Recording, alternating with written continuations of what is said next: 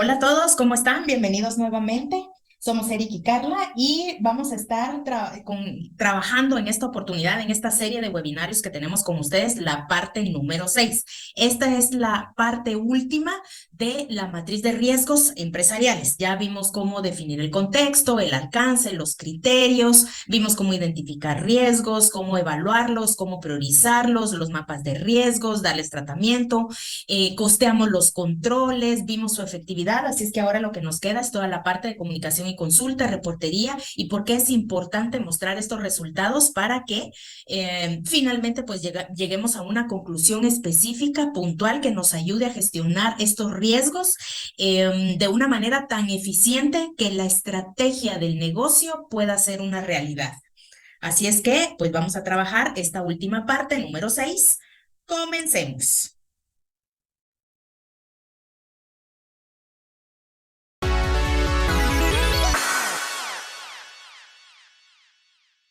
Bien, ¿cómo están, jóvenes?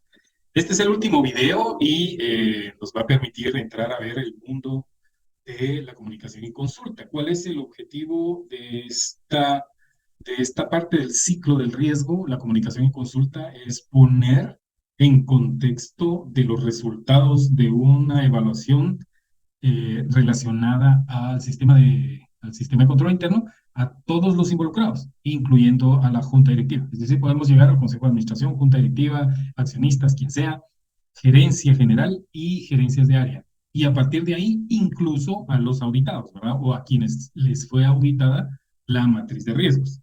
¿Qué contiene? Vamos a hacer un resumen súper rápido. Primero establecimos el contexto. Nos vamos a ir de aquí para allá. Establecimos el contexto, luego identificamos los riesgos, luego evaluamos los riesgos de manera inherente, luego valoramos y priorizamos los riesgos sin haber implementado controles. Entonces implementamos controles, establecemos los controles, sus costos y sus porcentajes de efectividad. Hacemos una evaluación residual de la efectividad de los controles y podemos hacer la parte de seguimiento y revisión que tiene que ver con toda la parte de monitoreo, tanto financiero como tanto cualitativo como cuantitativo sería, ¿verdad? Creamos nuestros KRIs, nuestros KCIs, que son los Key Control. Creo que en el video número 3 o 4, creo que yo les dije que el KCI era el Key Continuity Indicator y no, es el Key Control Indicator, es el indicador clave del control, ¿verdad? Entonces, para que lo tomen en cuenta. Y entonces nos queda comunicación y consulta. Entonces, enfoquémonos en comunicación y consulta. Primero, ¿qué es lo primero que ellos quieren ver? Bueno, ellos quieren ver la pérdida esperada. Aquí vamos a considerar tres valores importantes. El valor en riesgo, que es el valor que tenemos de forma inherente, eh, que es el valor que tenemos en la evaluación inherente, pero sin haber aplicado la multiplicación de probabilidad por impacto, ¿verdad? Es el monto total en riesgo. Recuerden que estamos viendo la pérdida esperada o la posible pérdida que esperamos. Esto se calculó con base a dos cosas. Les hago el recordatorio. Uno puede ser la tabla de costos y la otra puede ser el monto materializado del riesgo, el monto real, ¿verdad? Cuando es expuesto. Bien, luego tenemos la exposición inherente ajustada, que esta exposición viene de haber considerado, haber multiplicado el monto que se esperaba perder versus la exposición, ¿verdad? En porcentaje. Por lo tanto, no es la misma cifra, porque no todos eran 5,5, ¿verdad? Y se acuerdan. Entonces, baja la exposición, por lo tanto, baja la pérdida esperada. Y la pérdida esperada residual, que es la que tenemos después de haber aplicado controles, que se convierte básicamente en la residual, ¿verdad? Este es inherente y este es el residual. Y se tiene una gráfica donde se muestra, donde se les puede mostrar a ellos qué era lo que se esperaba perder, luego de multiplicar por la exposición, cuánto queda en riesgo, digamos, inherente, y luego de haber aplicado controles, cuánto sería el riesgo residual en dinero. Entonces, de 826 nos venimos hasta 157. Eso es bien importante que ellos se enteren. Esta es una gráfica muy sencilla, pero es una gráfica que habla en español, ¿verdad? Le habla en el idioma que ellos quieren escuchar. Esta es la pérdida esperada y cómo se vino comportando conforme fuimos implementando la matriz de riesgos, fuimos implementando controles, fuimos evaluando su efectividad, ¿ok? Entonces de 826 bajamos a 157. ¿Cuál es la siguiente? ¿Se recuerdan que teníamos una dona que debíamos de llenar con base a las fuentes del riesgo y el tratamiento del riesgo? Las fuentes del riesgo era un vector de 1, 1, 0, 0, 1. Si se acuerdan, era un vector de 5 posiciones. Aquí, ¿por qué se sumaban? Y eso lo vimos en el video 3, en el video 3 y en el video 5. ¿Por qué se suman? Porque evidentemente necesitamos saber cuál es el comportamiento, dónde es donde se concentra las fuentes de riesgo, dónde están las fuentes de riesgo. Aquí, si ustedes ven en esta dona, lo que está diciendo es que fuentes del riesgo son personas, es lo que más nos afecta, ¿verdad? Según esto, son 5. Luego, tecnologías. Digamos que si nosotros somos gerentes de riesgos o quisiéramos emitir recomendaciones relacionadas a las fuentes del riesgo, es bien importante que no olviden que sus recomendaciones se tienen que orientar sobre estas dos fuentes del riesgo, ¿verdad? Las personas y las tecnologías son lo más complicado que hay, ¿verdad? Digamos, los factores externos hay, pero son menos. Las tecnologías y las personas son las que más podrían provocar los riesgos en este proceso, ¿verdad? Estamos hablando de este proceso. Podríamos estar hablando de otro proceso donde esto puede cambiar sustancialmente.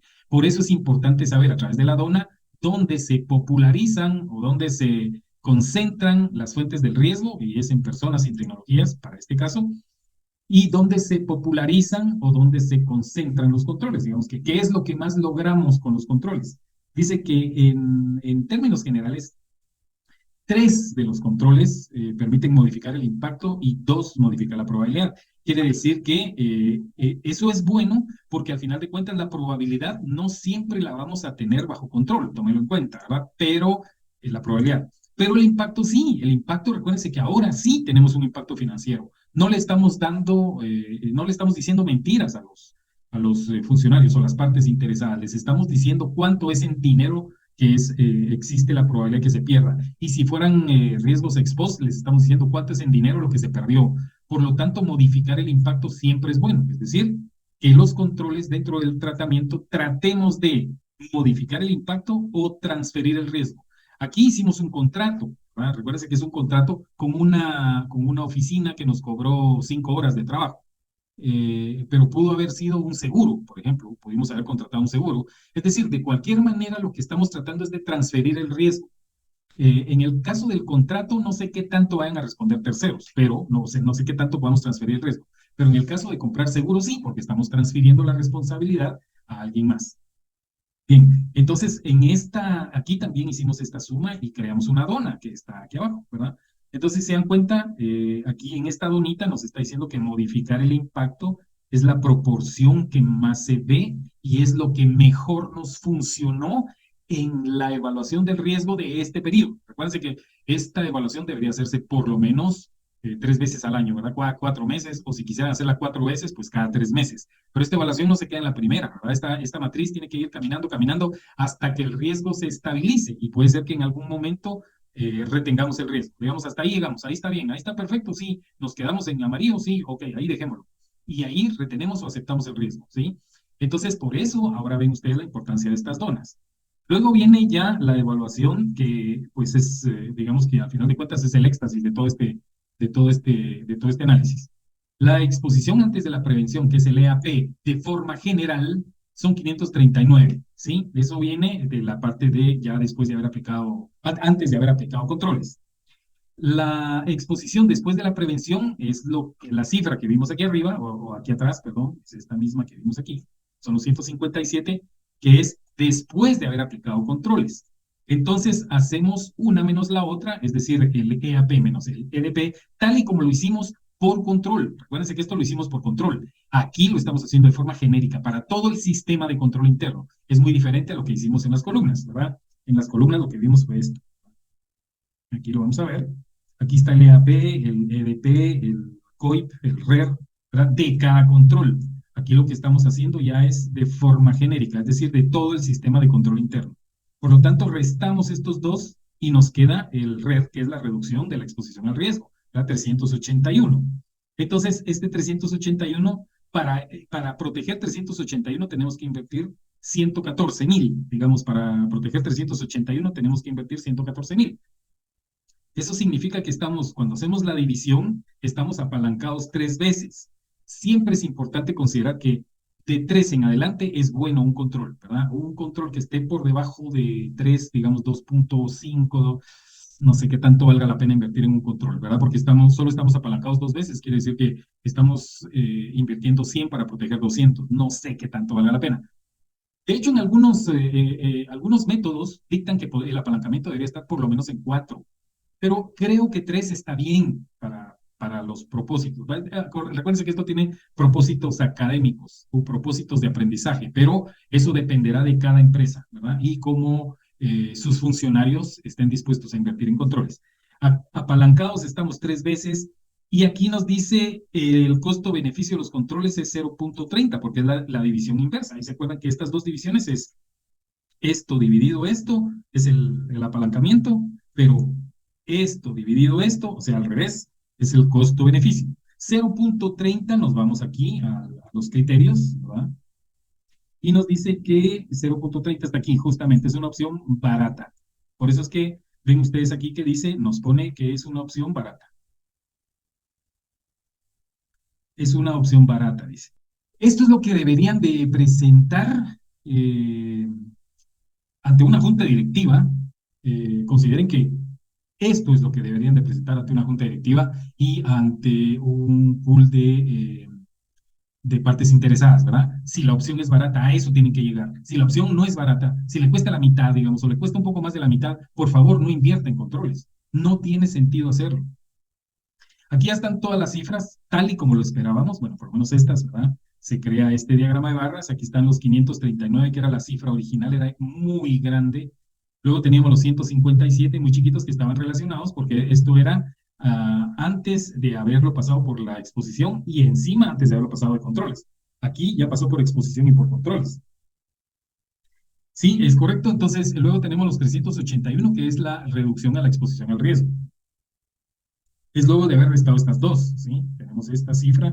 Y con esto que está aquí, 114, 211, que es la sumatoria de los controles, donde tenemos controles, veamos por aquí.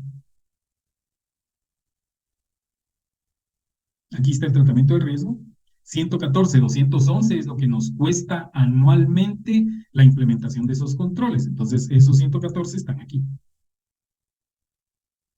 Están aquí. Eso es lo que nos cuesta controlar, ¿sí? Entonces, ahí esa figura representa gráficamente cómo es que estamos. Ahora, cuando hablamos ya de poder entender la capacidad, la tolerancia, entonces, el monto máximo, esta capacidad la sacamos aquí de quintiles, pero por favor, no se lo tomen tan a pecho. Esta es una forma técnica de calcularlo, pero eso no significa que sea así. La capacidad máxima del riesgo la calcula la empresa para poder obtener a través de quintiles su tolerancia y su apetito, que es muy distinto. Pero esta capacidad, ahorita, para este ejercicio, lo estamos trabajando a partir de la cifra más grande que tenemos aquí, que deberían de ser 539, ¿sí? Entonces, para nosotros esa debería ser la capacidad. Lo ponemos aquí. Esa debería ser la capacidad máxima. Por lo tanto, esto, como está a través de quintiles, ustedes ven aquí 100, 79, 90, es 80, 60, 40 y 20, ¿verdad? Son quintiles, básicamente lo que estamos haciendo aquí. Entonces, utilizamos esta como máxima y por eso es que ustedes ven aquí en los criterios, cuando estamos haciendo análisis, ustedes ven que aquí están los 539 y aquí se aplica una fórmula para ir a traer de eso el 79. Aquí estamos utilizando el 60, aquí el 40 y aquí el 20, ¿verdad? Entonces, esta es la exposición ajustada a través de quintiles para poder tener capacidad, tolerancia y apetito al riesgo. Entonces, en comunicación y consulta, este cuadro lo pueden utilizar perfectamente para mostrar ustedes cómo es que está eh, a nivel de cuadro, la capacidad mínima, la capacidad máxima. Recuerden que la capacidad máxima y la capacidad mínima es el menor y el mayor quintil. El apetito al riesgo siempre va a ser la media, está básicamente el quintil tercero, ¿verdad? Es el apetito al riesgo. Y las dos tolerancias, una debajo de la otra, ¿verdad? La alta y la baja. Entonces, ahí ya tenemos el cumplimiento de la capacidad, ¿verdad? Con este cuadro mostramos la capacidad que tiene la empresa para enfrentar el riesgo. Tenemos riesgos ex ante, tenemos 4 y riesgos ex post, tenemos 1. Y en efecto, así es, ¿verdad? 1 ya se materializó, que es el ejemplo que ustedes tienen aquí, y que de ahí fuimos a traer esta cifra, que se las expliqué en el video 2, creo, se las explicamos en el video 2. Y el tipo de control, pues tenemos controles preventivos, detectivos, de respuesta y de recuperación. Esto es cuando hay continuidad del negocio. En nuestro caso solo hay preventivos y detectivos, ¿verdad? Y hay 2 preventivos y un detectivo. Este último cuadro, pues muestra gráficamente cómo esta matriz de capacidad se puede ver, podemos nosotros representarla gráficamente, ¿verdad?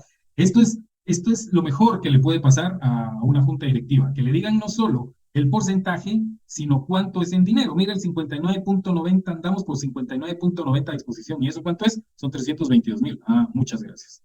Mire, aquí andamos del 100% y son 539. Esta es la capacidad máxima, digamos.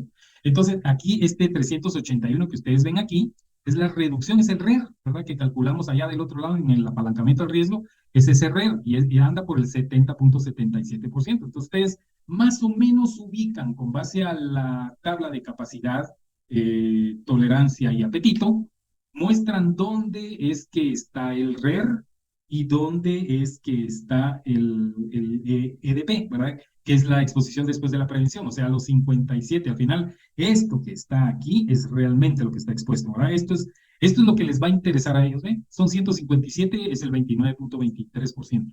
Tenemos una capacidad bastante más grande, digamos, es 539, por lo tanto, para efectos de este ejemplo, está bastante bien. Es decir, podemos crear una provisión perfectamente, le va a pegar el estado de resultados, sin lugar a dudas. Las utilidades son las que se ven mermadas con esto. Si no se da la necesidad de utilizar la póliza o la reserva o la provisión, pues se hace un ajuste contable para el siguiente año y se vuelve a reutilizar esa plata. Es decir, siempre está ahí en reserva, pensando en que puede haber riesgos y que tenemos que estar preparados para cubrirlos. ¿Ok? Bien, con esto terminan nuestros webinarios. Espero que puedan, que les pueda servir. Con esto terminamos por completo la matriz de riesgos, que debería ser, digamos que este recorrido, ¿verdad? Tal y como lo hicimos al principio del video, y seguimos en comunicación. Así es que nos vemos en el próximo video, que será ya para hacer este análisis de un modelo ex post. Hasta luego.